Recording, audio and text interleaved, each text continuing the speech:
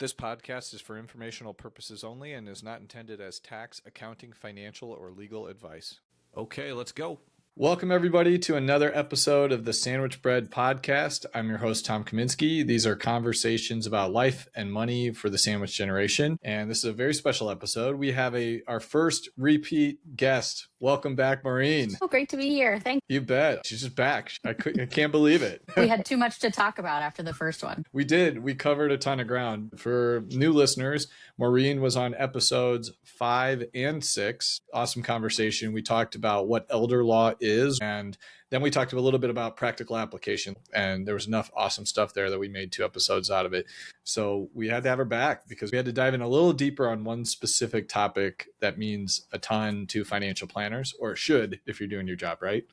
That's the topic of long-term care. Welcome back, Maureen. Before we get into that, I do want you to kind of reintroduce yourself, and I want you to also reshare the story of what brought you specifically into the elder law profession. I think that's cool. Absolutely. So yes, I've been practicing in only the elder law space in my entire legal career. And so now I've been doing that for about 12 years. And I got interested in it because, and this is fun, since I'm in my office instead of in Tom's very fancy studio, you get to see this little picture right here. And this is a picture of my grandparents. They're my dad's parents. And when I was in law school, they started kind of going through their long-term care journey. So my grandfather got sick and he declined over about a 6-month period.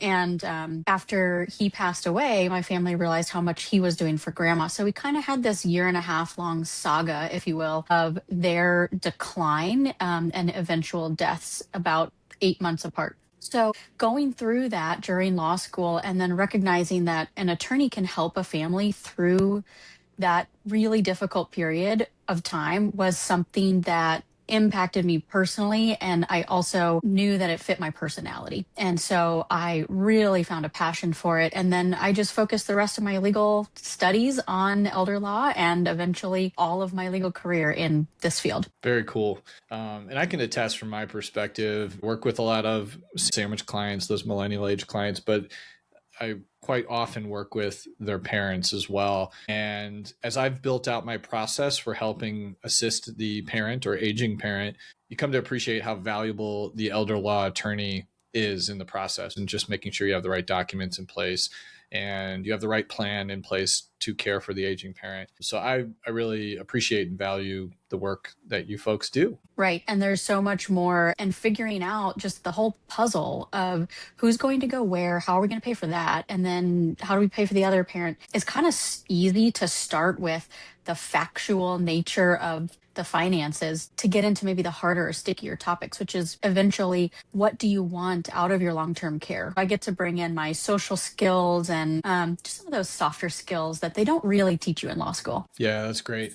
For the audience, if you are of the millennial age, the value of this call will be first kind of wrapping your head around long-term care, and then we'll give you some ideas about how to have this dialogue with your parents. And if you're of a retirement age and listening, hopefully there's some educational components to understanding what costs may come your way with your care needs. And then maybe this will be a little nudge or a prompting to have the dialogue with your kids proactively around what your long-term care wishes are and how well you've saved or planned for that. So first and foremost, Maureen, how do you define long-term care? Yeah, I think there are medical definitions and then there's legal/insurance definitions. So I'm going to be talking more on the legal/insurance side of things. So that long-term care is defined as care that's going to be needed for 12 months or longer. But really, in my mind, it's essentially, when do we need consistent care? And that's never going to end. So where it becomes really, really relevant is when we start looking at what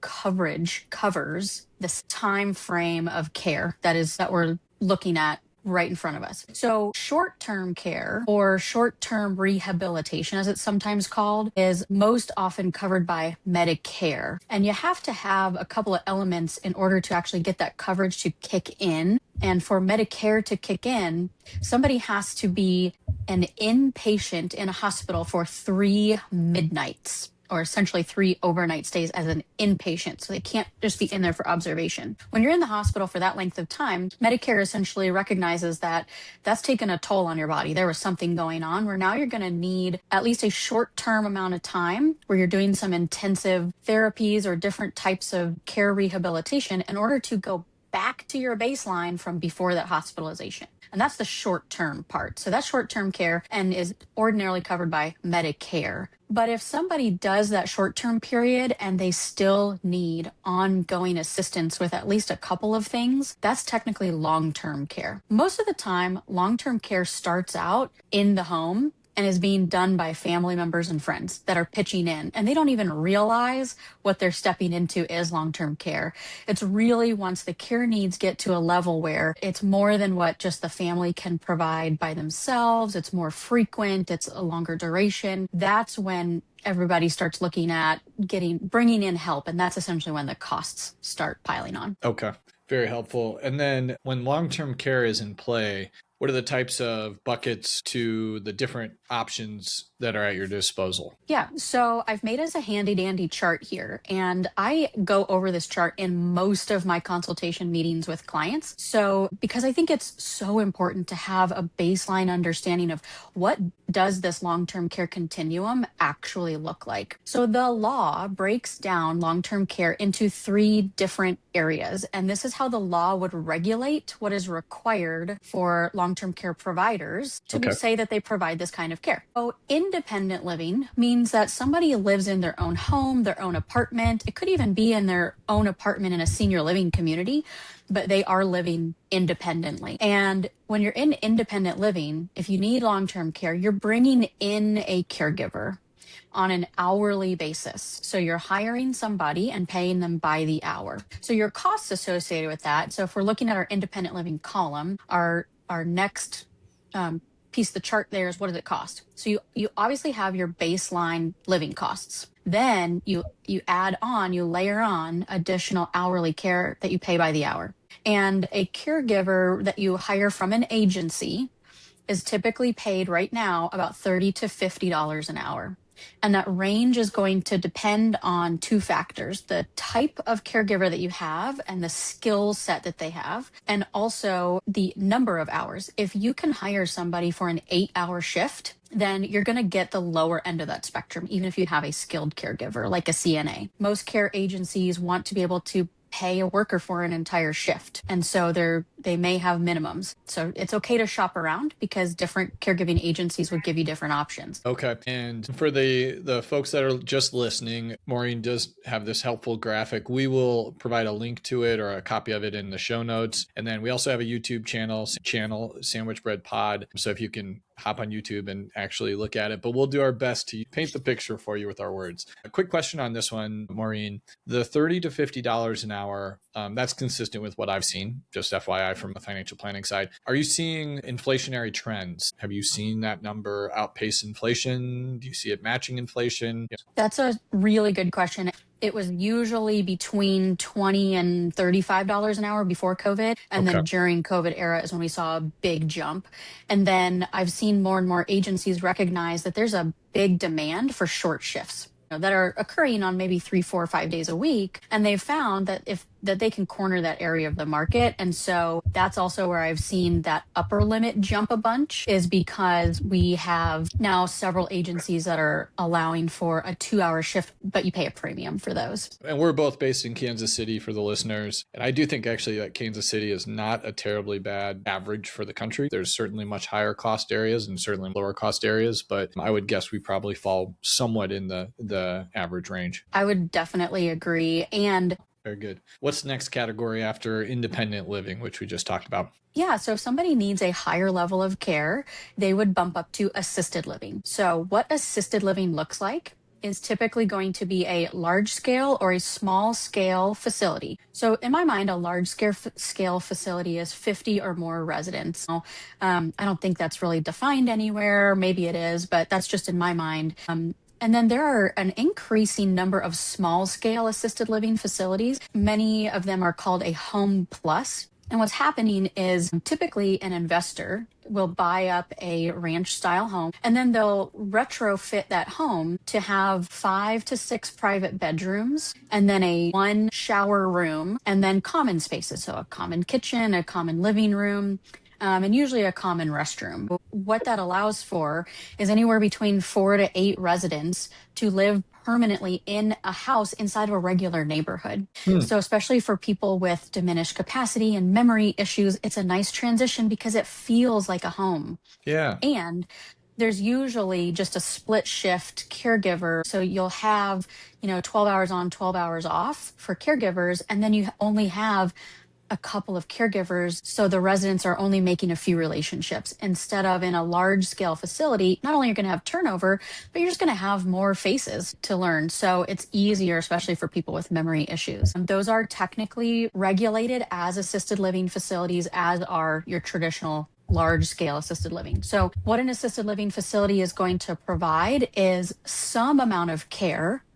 and all of your basic living costs. So now, assisted living is not highly regulated by the law. So what that means is that you can find an extremely broad range of options inside of this assisted living category. So you can find an assisted living that will provide the resident with their own private room and private bathroom and 1 meal a day and, maybe assistance just with their laundry, but they're really not providing assistance with much else. And perhaps, especially if it's a memory issue that's happening, it's a secure environment and they've got very specific security going on for those folks with memory issues. That would be on the very low end of the spectrum as far as care needs. You can also find assisted living facilities that provide almost up to end of life care, where they are helping that person to transfer in and out of a wheelchair into a chair, into bed, wheeling them to their meals and making sure that they arrive to their meals. And some assisted livings will provide 3 square meals a day instead of 1 at other facilities. So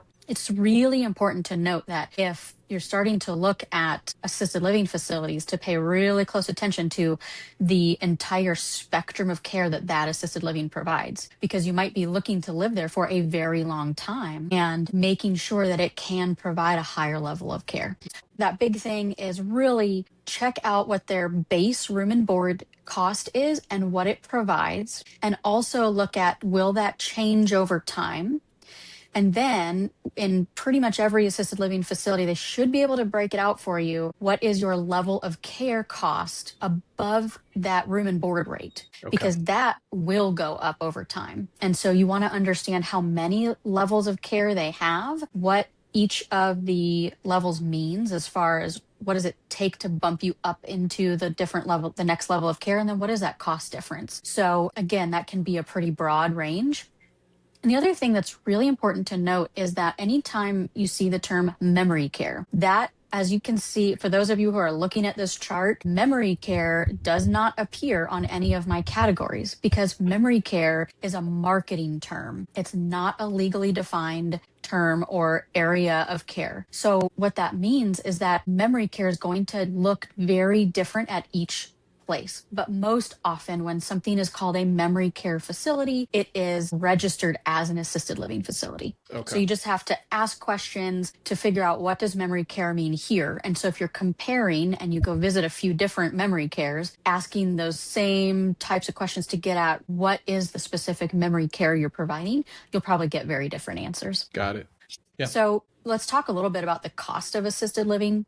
Because assisted living provides such a broad range of care, you also find a really broad range of prices. Yeah. And so that really low level of care that I talked about, you can find in a slightly more, middle rural area, $5,000, $6,000 a month if you don't need a whole lot of extra care. Now, once you start to get into really high levels of care and layering on memory care, you can get up to $11,000, $12,000, $13,000 a month easily at just the assisted living level. So really a broad range of care there with assisted living. That's helpful. All right, now let's talk Third category, skilled nursing. Yeah. So the highest level of care that you can receive is skilled nursing. And essentially what that means is that someone is a full-time resident for the long term. They're not planning on rehabilitating to go back home. We understand that they're going to need that level of care most likely for the rest of their life. Skilled nursing can provide a very, very high level of care, including when somebody needs two people to assist them. The technical term is called transferring. That can mean from getting out of bed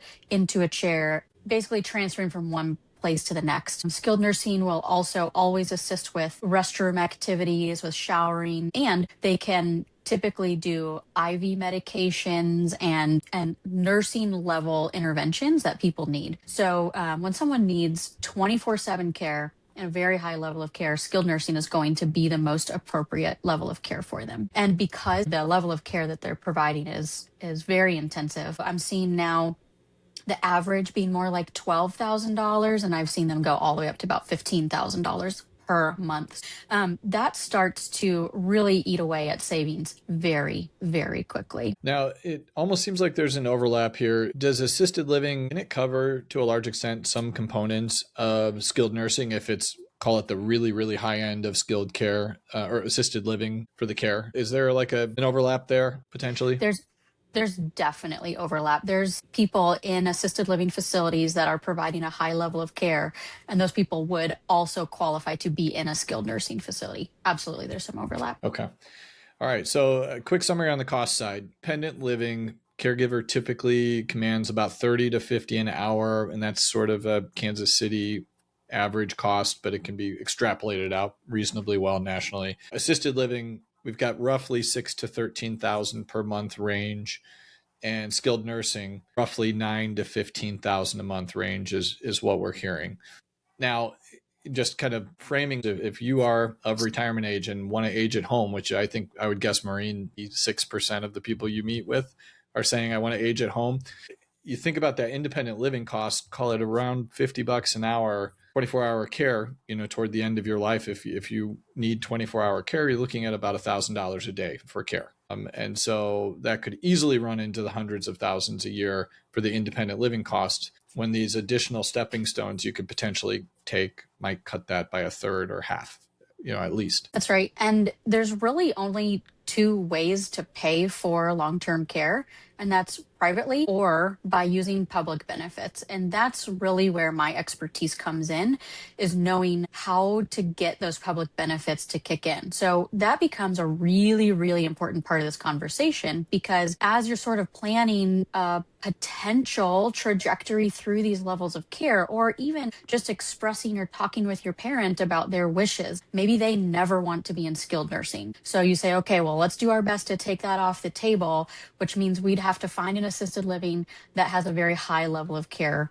potential, and it still might be very expensive. And oh, by the way, maybe the assisted living facility that's chosen doesn't have any public benefits that will kick in. So all of these pieces about the financing of it have to come into the conversation. You might be able to have an ideal trajectory, which could get derailed based on the financing of that long-term care choice. So being able to use your private dollars obviously gives you the most choice possible. You would have every option available to you if you're going to use your own funds. And many people don't think of it this way, but long-term care insurance is private money, because once you go on claim, they're paying your expense directly, or they're just paying you, and then you have more money to pay for long-term care. So as long as you fit the criteria to get your long-term care insurance to start paying out, then it provides you with the money that you choose where to go. So it technically counts as private pay.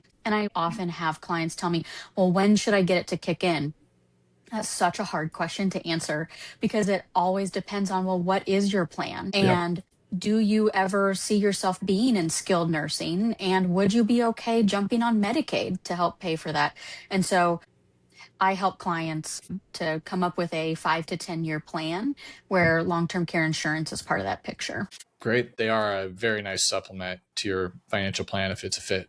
Yeah. And a lot of my clients realize, oh, well, Medicaid could actually help me in the future. But what what relying on public benefits does is it decreases your choice.